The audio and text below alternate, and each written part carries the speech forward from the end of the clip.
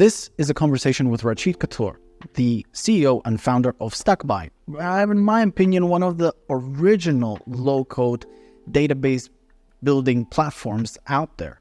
In our short conversation, we'll talk about a bunch of different topics. What it was like to build Stackby, what it's like to build great teams, and what the future holds for low-code database builders, especially in the era of generative AI. So yeah, without any further ado, let's get stuck in. Hey, Alex. Hey, Rachit, how's it going? Good. How are you? Yeah, good. Awesome. Thank you so much for taking the time. I'm really excited to get started. I've got a bunch of things to ask you and yeah, super excited. Absolutely. All right. So thanks for the invite, Alex. I really appreciate you calling me over onto the channel and talk about no code and all the exciting stuff. Sure. That's in the present and that's coming in the future. Of course. All right. So, Yeah. I've got a few questions, about 6 or 7. Let's see if we can fit all of this within, 30, 40 minutes. But to kick things off, I think for the uninitiated, I would like to see what is your definition of Stackby? What is it for the people that have just tuned in? They don't know anything about it. What is Stackby? Yeah.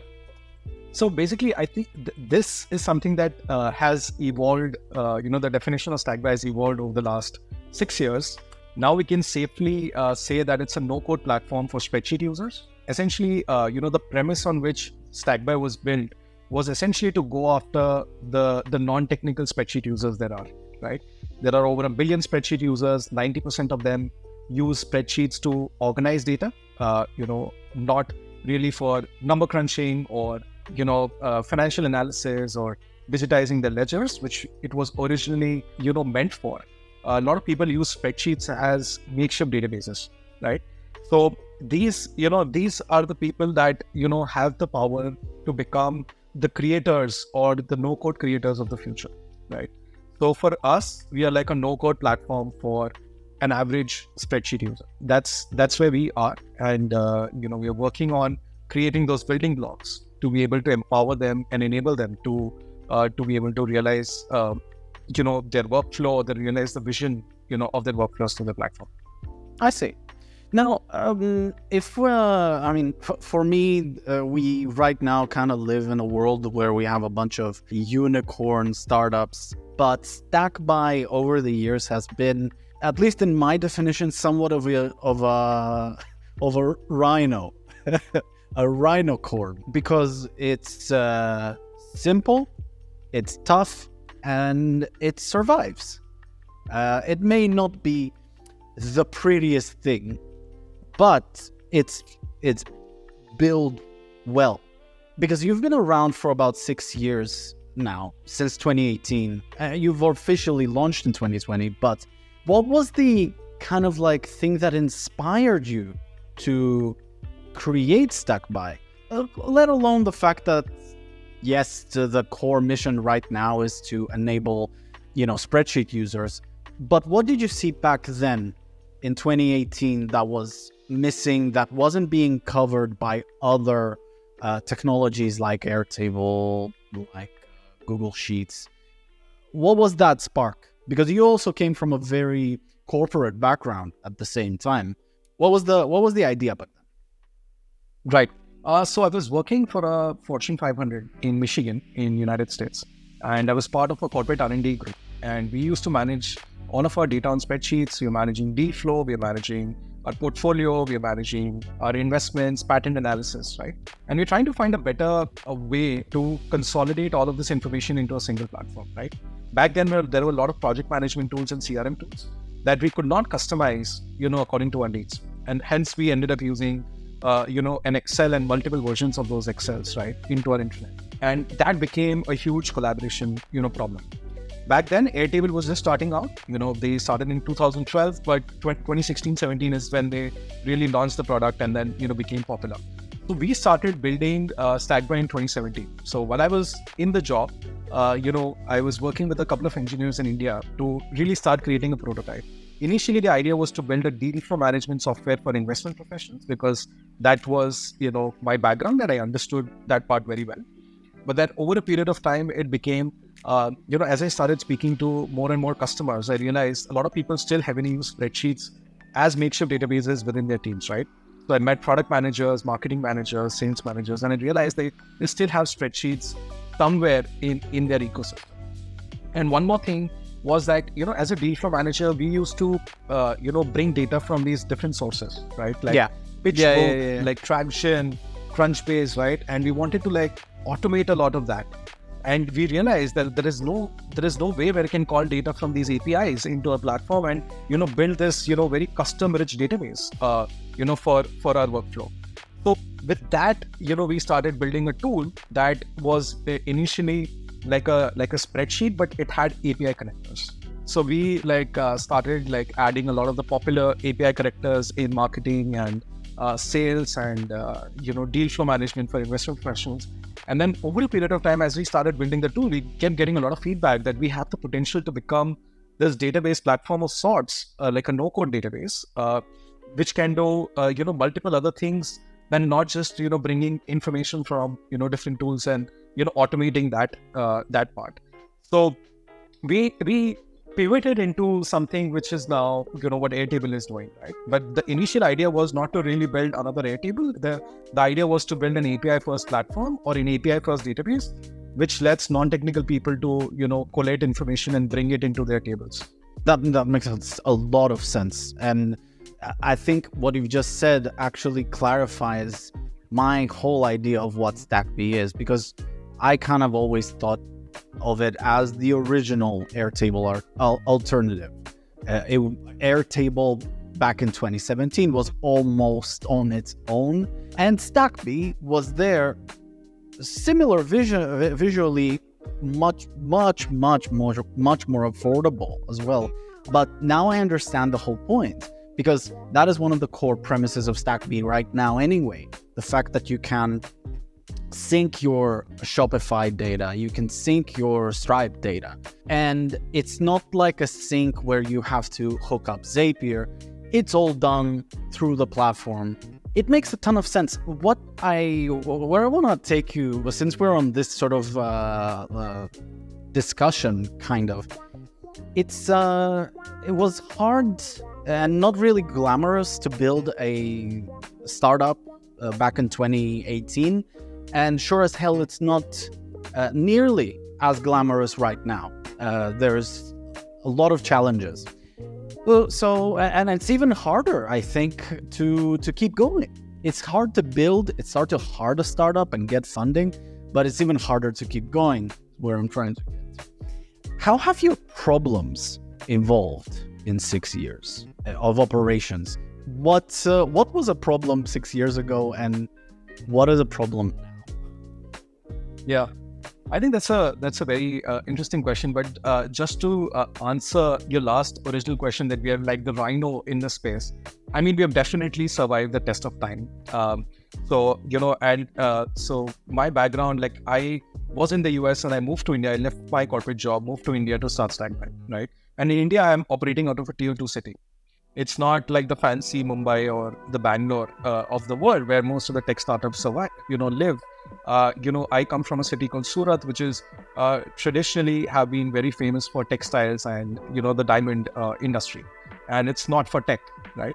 But then we saw an opportunity where we could build an ecosystem of, technology products and, hire some, very good developers from the city to build a global product, right?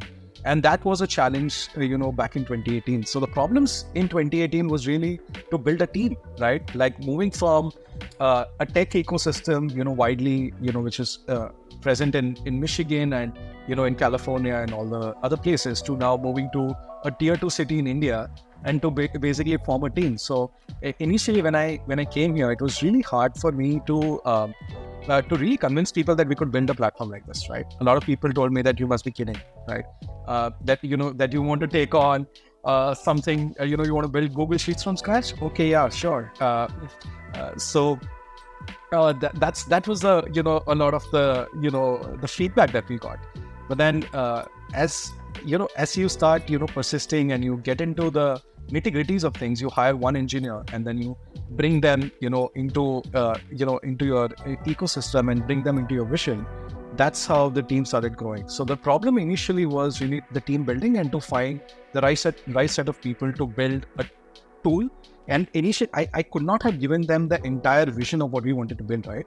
Now, like when we started, it was just a tool, right?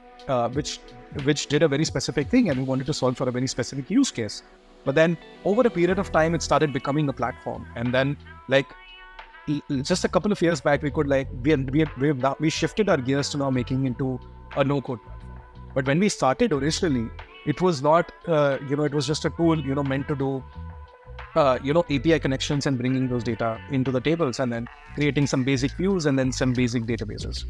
So the platform has evolved, quite a bit, and we are still a bootstrap company. We have received, offers from various venture capitalists. And though I was one of the I was part of the corporate venture capital group there, I very well understood how investors think and operate. And since we realized very early on that this is going to be a platform play, if we end up raising investment prematurely, it would help us, it would in fact slow us down in terms of where we want to go, in terms of where we wanted to build the product, right? It would not have given us the kind of appetite to experiment with the product and where we want to go with it, right? So back then we rejected those term sheets and we realized that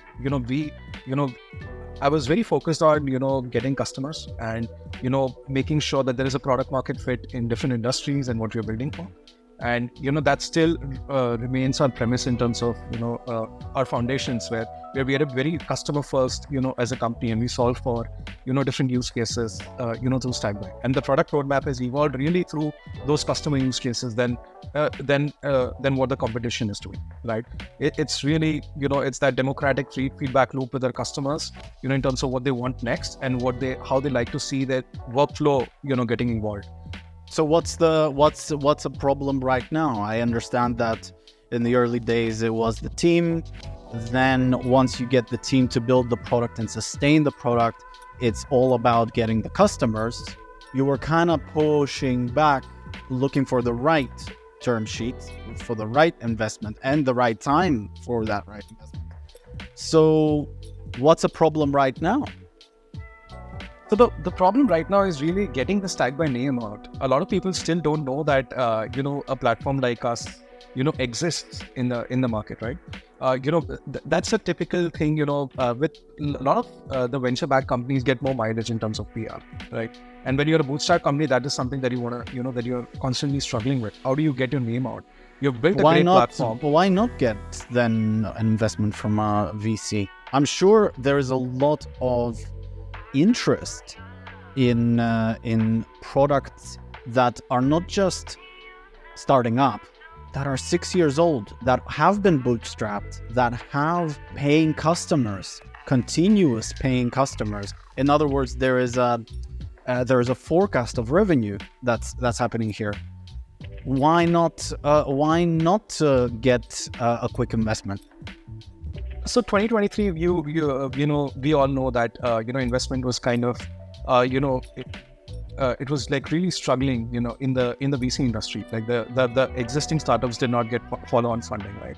So 2024, so we are definitely open to those discussions, and it's not that we have completely closed it out, but we rely on really enhancing and expanding our customer base, and we are doing it through a lot of organic channels within our platform, and we're making sure that our distribution and the foundation of business is stronger, and the investment will only attenuate us to grow further and to get us the growth levels that we want to achieve, right? But even if we don't get it, like, we're working towards building it ourselves, like we have done it over the last 3-4 years, because it's a product-led growth at the end of the day, right? If the product is good, people will where people will come searching for it and then try it and then pay for it. It's a very simple philosophy. It's just that we need to get our name out and make sure that a lot of people understand where Stackby is. And over the last 1.5-2 years, we've been like proactively, doing that. And a lot of people are, coming in organically as well as through our, through our different, promotional, efforts, that we do. So of course we are not there yet because the TAM is huge, but, we are definitely, growing, 10-15% month on month. In regards to competition, what's your outlook about what it's like right now? Yes, there's Airtable, but at the time when Stackby was starting up, you basically just had Airtable. Now, everywhere you turn, there is another low-code database builder. I've made it a habit to review them pretty much every week. What's your outlook on competition as it was in 2018? Do you still see, for instance, Airtable as a competitor? Is it even a healthy outlook to see to look at competition or on what competition is doing? Or is it just a matter of, you know what, this is us, this is our product, we don't care about what's happening? Right. So I have a very different perspective to this. So back like 3-4 years back, the whole no-code ecosystem, and I was reading, I was actually watching, what, Michael said from Stacker, in your interview, that there was this whole unbundling and then rebundling of, efforts. And I absolutely resonate, with where the industry is going. It was more collaborative. The whole no-code ecosystem was more collaborative 3-4 years, back. But now everybody's trying to do their own thing, right? Everybody's trying to create the database layer, the automation layer, the app building layer, right? And we have been focused on this since day one. We knew exactly that we had to build this, right? Of course, we are looking at those collaborative, efforts, working with, the other no-code platforms. But we knew that we had to, for us to be sustainable, for the longest term, we have to build those things, into the platform. So this was an idea, that we had like 3-4 years back, that eventually people would, consolidate and rebundle, right? And that's exactly, what I see is happening in this industry. The most critical thing is solving for the customers, right? Now, a stacker would have a different sort of a customer, that came into the platform solving for a different use case, right? Versus an Airtable, versus, somebody, like an open source platform like a Base-Row. And for Stackby, it means the same thing, right? So we have customers coming from very non-traditional backgrounds, like somebody like a chemical manufacturer or a textile manufacturing company or a library or, like any kind of vertical. I'm not any sort of vertical that are coming in, and we're solving for that, particular, customer. So I feel that, where no code is going, in terms of a lot of competition, first of all, the TAM is huge, right? It's not for a single company to solve. We are talking about a billion, 1.2 billion, spreadsheet users, that would, like to be, no code creators. And the fact that, our competition has actually moved, like if I just say, about Airtable, right? So we would still feel that we are directly, competing with Airtable, because that's, if from our customers' mindset, then we're competing with Airtable. But when we build the product, we are really solving for the customer's use cases. But the customer mindset is that a lot, they know about Airtable because it's popular, and they have come to Stackby, looking for a similar, kind of a platform. So it's kind of like a very, tricky situation, but we're building for that particular customer. We are not building, in terms of where the competition is going, right? We're building that makes in a terms lot of of sense. what that customer, wants, at that. That's pretty much right. We don't see our competition that way. We definitely learn from our competition. Airtable is definitely an inspiring company, and it has enabled us to think, in terms of different directions. And a lot of times the use cases that we don't know, we have come across those use cases in terms of understanding and reading about their case studies, right? And how the customers are solving on Airtable. So we definitely see, competition, like we keep our competition close, but at the same time, we know what our customers want and we want to build for them. In terms of what Michael said and how you've kind of reflected on it about the bundling and rebundling, it's fascinating, at least for me, to see how things like Zapier are thinking about their role, because they are an automation platform. They have been for 10 years, maybe more at this point. Yet now they're going into this local databases. They now also have their own interface builder, and they're constantly launching updates on that. Yesterday, I had an interview with Make.com's chief AI guy, head of applied AI. And Sebastian's response was, well, roughly, don't quote me. You probably, whoever's watching this, you need to watch his interview as well to get more context. But in general, the position of Make was, well, you know what? We're unique. We know who we are. We want to focus on getting our core product better. They don't feel like they need to diversify into all of these other directions. Probably they don't even have a budget to do that. They do have a budget. It makes a lot more sense to build on strength, so to speak. Do you feel like Stackby's success is based on diversification? Do you feel like there is that your core clients right now need that interface builder or need a more robust automation platform? Let me answer this question differently. So some customers definitely need both of them because they've seen that, it's happening on other platform. But if you ask me today, there is very less amount of customers who are looking for interfaces or who are looking for like an app building platform within Stackby. And I know that the whole industry is pushing for it, that we want to build apps and interfaces and it would solve for different use cases. But, within the platform itself, we have given certain capabilities which are not there in Airtable. Let's just say, like, one thing that we are doing very well is... By the way, I'm not just pointing to Airtable. I'm pointing to things like even Stacker, because Stacker, although they started as an interface builder for Airtable, now they're trying to... Yes, their core product is the interface builder, but they're trying to get something else. The database in it. Yes, exactly. They're trying to get you to put all of your eggs in one basket. Right. So, I mean, it's a natural evolution, right? In terms of where, these platforms are going. So automation definitely, but only automations to the fact that they are internal automations, right? And, and there are only the popular external automations. I mean, because we cannot compete with Zapier. We are not going to build an entire Zapier within, Stackby, right? And that'll be foolish because there are 15 other alternatives to Zapier as well. And we are all integrated, like Stackby is integrated to all 15. And the idea is that, a lot of customers use these other automation platforms, right, to be able to solve for a certain use case. But there are certain use cases that they expect, the Stackby within the platform, to be able to achieve. So we are only going to build those automations that, the 80% of the customers want, right, which are super critical for their workflow and which they might not have to pay, to any of these workflow automation platforms to be able to do, right?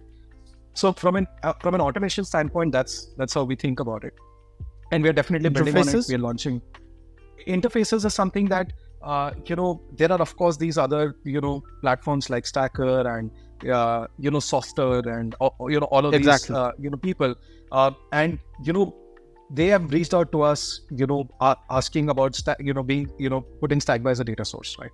And we have always been open to talking to them and giving them our developer API, like our partner developer API, to be able to integrate Stackby into their ecosystem. But then all these platforms are also kind of struggling to find their own product market fit, right? In terms of now they want to build everything from scratch, and building Airtable from scratch or building a platform like a database platform from scratch requires a lot of efforts, right? We've been doing it for the last 6 years, and we know that we're still not 100% there yet. I mean, there are still issues that we need to solve, in terms of large data sets, in terms of modeling the data, in terms of integrating AI into all of this. So we realize that there are challenges, and now people going into the whole database well, I feel because the market is pushing them to do it, right? Because you see these large companies like Zapier and Airtable building everything internal within the platform, which is why there are these smaller startups who are now trying to build everything internally, right? And we had this, we built it starting day one. We knew that it would start small, but then expand into, these building blocks. And we, like, even our product strategy is that we build for those building blocks, right? So every single quarter there is a building block that we take, and we just deep dive into it, and then launch it as features. And there are certain things within the platform, like as a feature, that that is a great workaround for say, for example, customer portals, right? So we have something called like view level sharing, where you can add editors to a particular view. Now, a lot of our customers, like our agency customers, they want to share a particular view to their client, right? And only give access to that particular view. So they're okay in doing that versus creating a customer portal and giving them the access of that portal, right?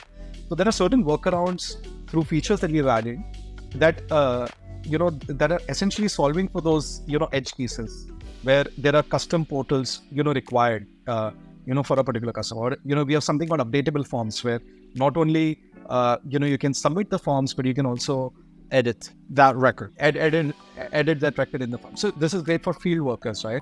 People who are on the field, manufacturing, operations, all of that.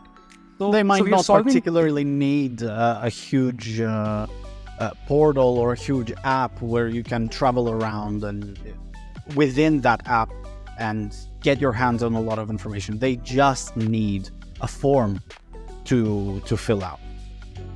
Exactly. I see. Look, you kind of touched on in a previous question, you kind of touched on the future. And I feel like the last 2 years, we are definitely living in the future kind of thing, or at least there's popularity in things like generative AI, and it feels like we're living, there has been a leap forward. Now, where do you feel like the future of work is going, or maybe our digital work is going in the next 2-3 years? Is low code still going to be relevant at all? Yeah. I mean, this is a very foundational question. Will AI kill no code, right? I mean, I see it that way, but certainly, I'm not saying this as a bias, but I don't think so that AI will replace no code. I think these are two complementary technologies that are going to work well together. Where generative AI is going, I definitely see that humans being more productive, at the same time, losing their jobs and being more unproductive, in their lives due to AI. So there is definitely both the sides, to that coin. But AI has the potential to enable the workforce in creating and automating, better applications and workflows for the business themselves, right? And I definitely see this as a huge opportunity for a normal spreadsheet user, keeping that in mind, that today now they have access to these tools where they can generate information, they can search information, they can classify information through AI, and then integrate them into their existing workflows, right? Without the needing of without needing a developer to be able to code things for them, right? So what about database builders? Do you feel like in the next 2-3 years we should be able to, and I'm not talking about Stackby per se, but generally, do you feel like we should be able to build or create databases with natural language? Do you feel like it's going to become cheap enough for database platforms like yourselves to allow users to talk to their data? Because the role of a business analyst is to bridge that, right? They take a raw data set, they pass it through R or Python or something like that in order to create stories from it.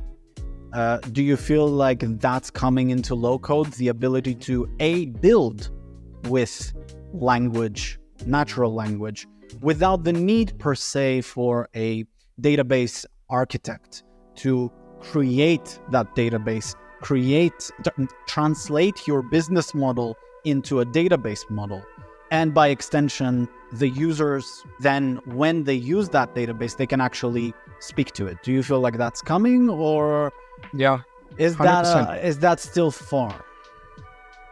I think that is coming, and we're like, I definitely know there are other companies who are working on it, and we are also working on it. So basically, think of it as, somebody writing, a business use case in terms of what they, what they want their workflow to achieve, right?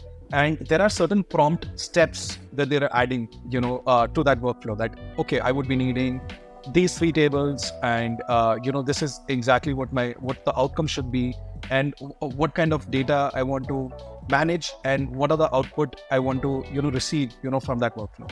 If you're able to give, the right prompt steps, which then convert into a prompt and that feed into AI, we have the potential to create, if not complex, but good enough workflows, to begin with. Like the entire database schema could be created automatically, and users can then, iterate and make it better on top of it, because we already have those editable no-code components, right?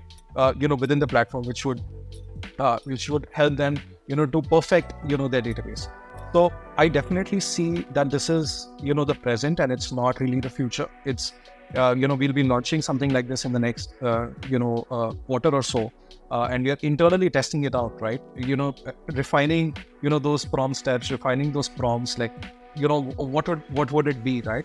And even if you're at like 95 to 98%, accuracy, I think that's a good enough place to begin with, for an end user, because they can always iterate on top. But if the creation process is faster, through AI, then I think it just helps a lot of people, building workflows. Chatbots and talking to your data, is that an easier target? Like creating RAG, basically. Is that an easier target versus creating a database, a schema? What do you feel? I mean, that definitely is an easier target, because creating like a health chatbot, like I'm just thinking about like use cases within the platform. There are certain things that users want to do.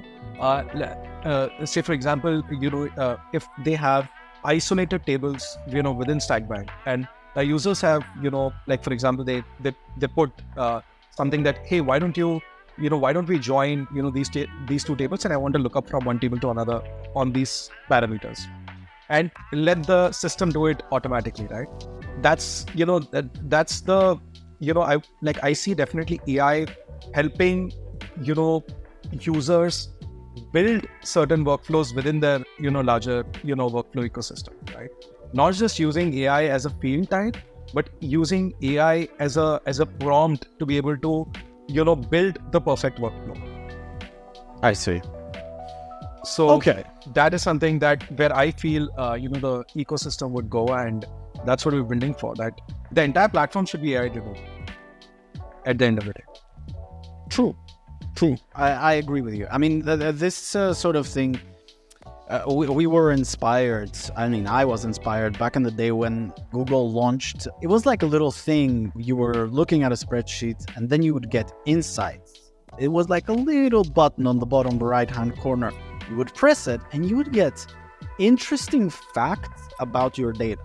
It was actually very straightforward. It was just like looking at certain, cell ranges, and it would say, oh, your most popular product is such and such.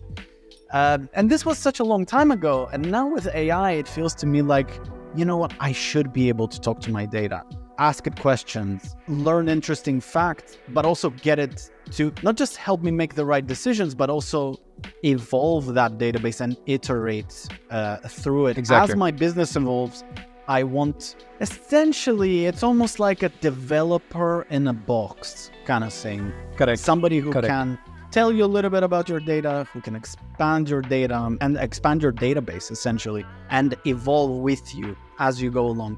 So the next sort of point, and we're getting close to the end. We've been talking about Stackby and the future of what's happening in the general industry, I would say. But from the 6 years of being the CEO of Stackby, being bootstrapped, going through the pandemic, which that's an interesting thing for a lot of us, including myself. The pandemic was a fantastic time of growth. There was a lot of new business. What was one leadership lesson that you have taken away from 6 years of ups and downs, different problems. What is one takeaway that you would share with me today about leadership? I think patience is a virtue that is very undermined, by a lot of people. And patience goes a long way. When I see my journey in hindsight, I know that Rome was not going to be built in a day. And I had this, in my mind. So we always have, we used to operate on this survival instinct, right? What if, there is no tomorrow? What if, there are not enough customers to support, our engineering efforts? But one thing that I've learned, while building the whole product, that if you are honestly, working towards, building something and, with full efforts, the universe tries to help you, right? So just like before 2020, we just had, 1 month of runway, in our bank account. And when we launched the product, we did not realize that there would be this explosive growth, in the next, couple of months. In 2020, right? Right after your In 2020. Hong Kong conference. Correct. So during those 6 months, we were in beta, but we're not revenue generating, right? So we're still, funding from our own pockets. But then, 2020 happened, and then we kept getting a lot of feedback, and there were those early customers who funded us, right? Making sure that they're, this platform has the potential and you continue working on it. So I still remember, those times, right? And today, in terms of leadership, when I look at my team, I have most of the people, from that time, still working with us, right? So that's they're great. Very much, that means you're doing something right. Yeah. So we know for a fact that, that they've seen the most humblest of times, while building the product. And now, we are close to 60, 70,000 companies using the platform. Coming out of a tier 2 city in India, bootstrap, building a global product. There are a lot of things that we had to do right to be able to, do such things, or even to say something like this to you that, we are able to do it. And, because there are a lot of things that, we have learned the hard way. And that keeps us humble. But at the same time, we have the drive and the hunger to keep getting better. And every single day, within the team, I still, go on to a stand-up, a daily engineering stand-up calls. And, we discuss, the problems and, what do we want to solve for the future, right? What is that 1% of something that we solve today that has, a major impact to, our customer base? And that has been our culture and our ethos, within our team, throughout, that we solve for that 1% every single day. And that kept getting us better. We take our customer feedback very seriously. I get on customer calls in the night, to be able to, answer their questions, even if it's a 5-minute, conversation, with the customer. But that approachability is what, makes Stackby different from the rest of the companies in the ecosystem. That our customer first approach and we basically track customer delight. So how many customers are we really were able to make happy, in that week? So we actually have a metric. We know that how many demo calls we're doing, how many, customer help calls we're doing through our customer support. What's our NPS rating, on those customers. We collate all of this information and create a customer delight score, right? And we make sure that how many customers are actually getting delighted on the platform every single week, right? How many were we able to help? And that small metric has helped us, grow, different rounds. So a marketing knows about this metric, our product team knows about this metric, our customer support team knows about this. So very inclusive in terms of, how we approach our customers. And we're very personalized in terms of how we deal with them, right?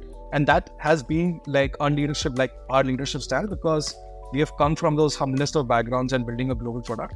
So we care about customers a little more than, what other companies do. Finally, I have one last question. And that question kind of, I feel, stands on the shoulders of the leadership thing. But what's the legacy that you want Stackby to leave on the world of no code or low code? What do you want to be remembered by as a company? I want to be remembered as a platform that really solved problems for a lot of customers, right? And would continue to solve, a lot of problems with a very customer-first, approach, and making sure that we have all the right building blocks in terms of the customer use cases.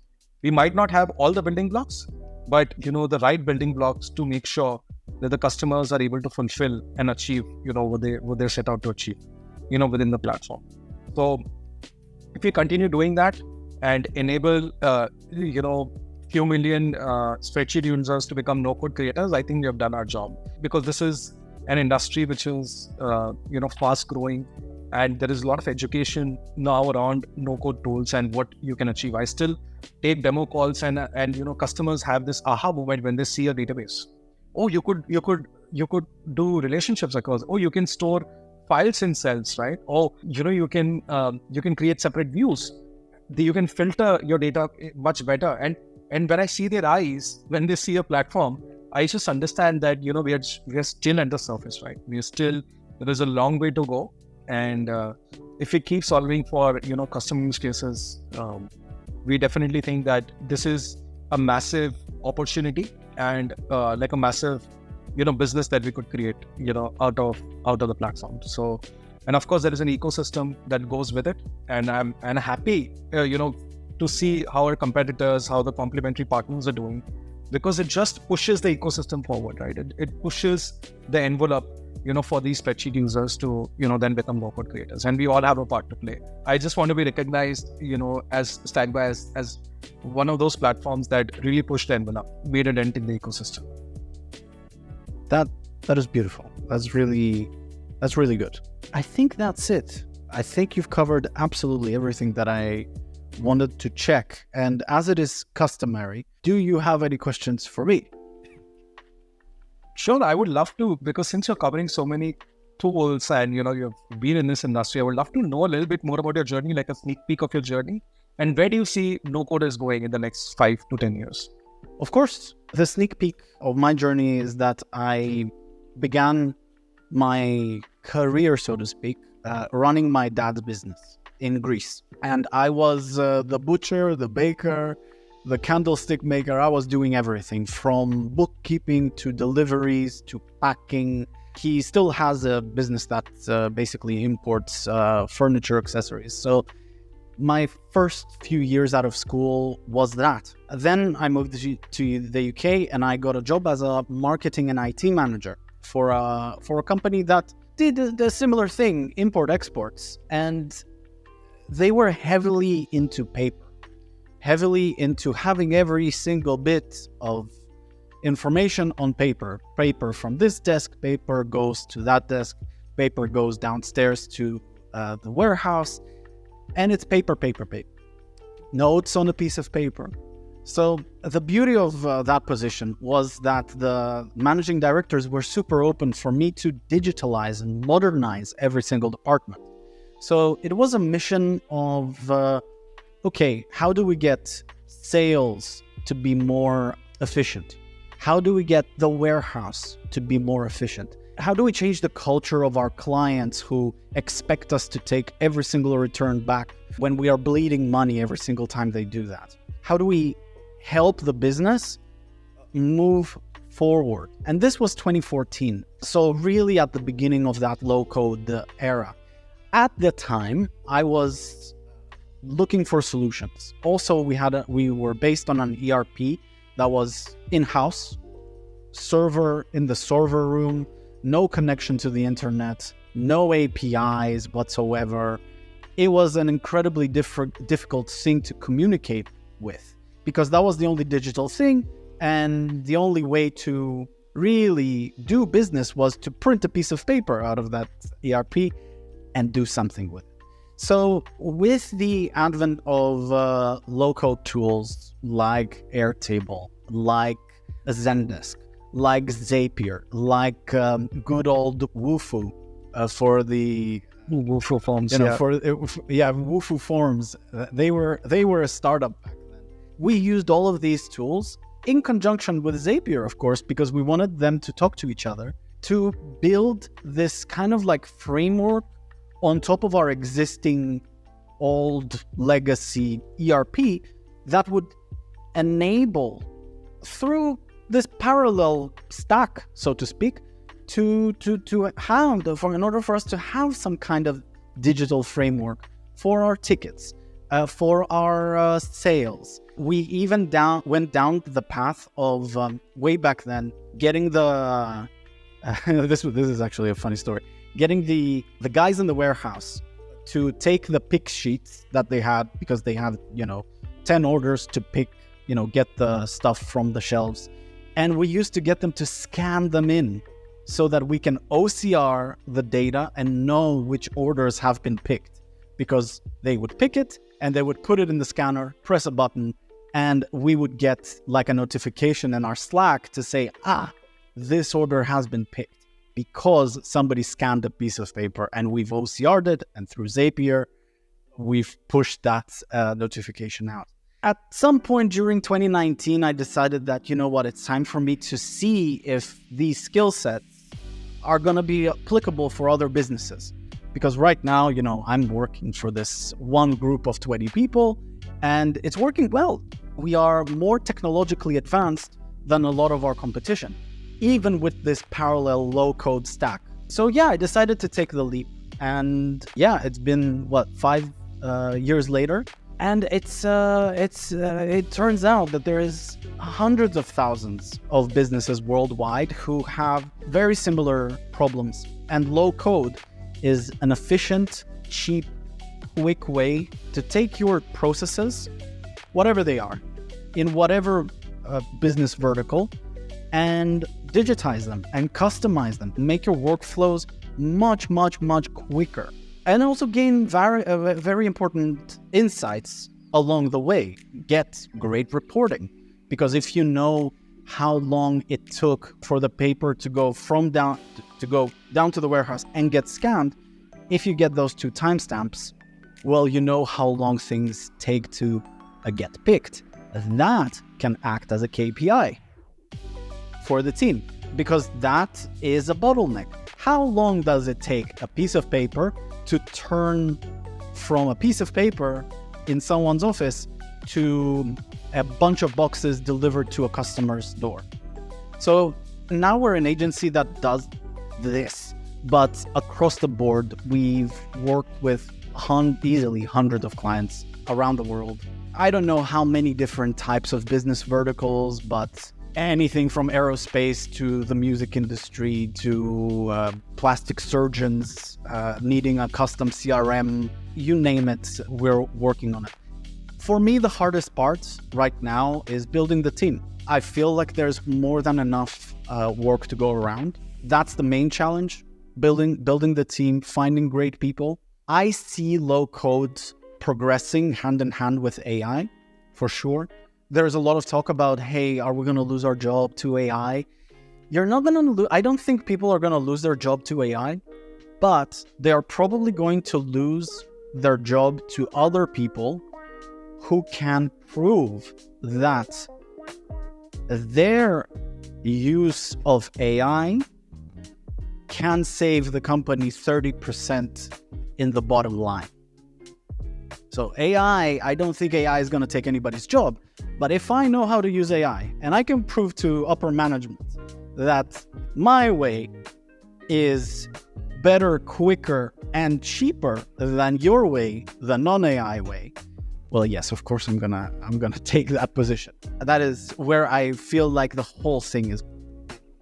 That's amazing, because I definitely see no code and AI are those 2 pointers or those 2 bullet points that students of the tomorrow will add it into their resumes.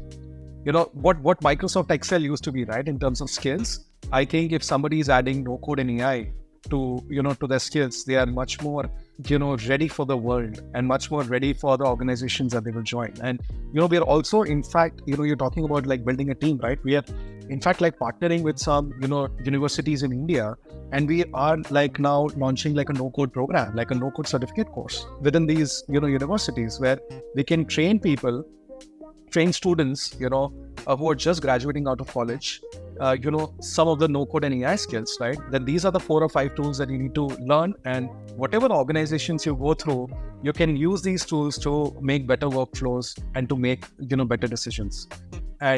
And that is something that is going on very well. And I definitely see that in India, I think there are very less no code companies, and we are talking about at least 300 to 400 million small to medium businesses in India, who are still working on Excel and spreadsheets. Just that education, like the foundational level education is so much important, because these people will then go into companies who will then adopt, such workflows. And we have seen successfully, doing that. Like we tried doing this, with one university.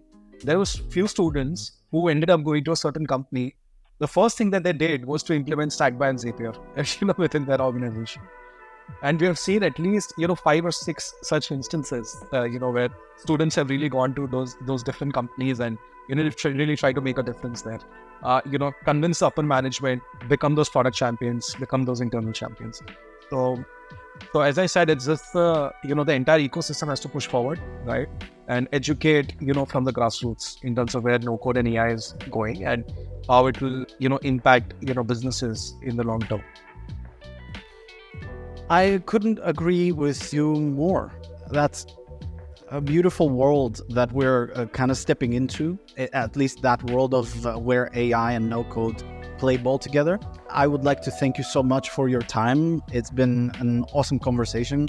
I've learned a lot more than I knew before this interview about Stackby and what the plan is for the future. It's Stackby. A lot of people call it Stackby. Yeah, it's so Stackby. So yeah, like I said, I'm super grateful for the opportunity to speak to you. I hope we can revisit the conversation in a year and see where Stackby is with their vision and how the world would have changed in those 12 months. 100%, and I'm really thankful to you to give me an opportunity to come speak about Stackby and for you to even do that review and give us honest opinions and feedback about the tool. I love it. I know for a fact it was very honest, coming from you taking a look at the tool from a user standpoint and what you would like to see, right, and what you like to improve. And we take that feedback really seriously. And I really appreciate you doing that review for us and even calling me over for this quick conversation. So my pleasure. Happy to be in touch and sending you more updates on what Stackby is up to.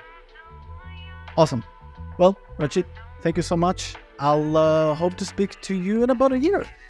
See where we are. Absolutely, Alex. Thank you so Looking much. forward. Cheers. Bye. Cheers.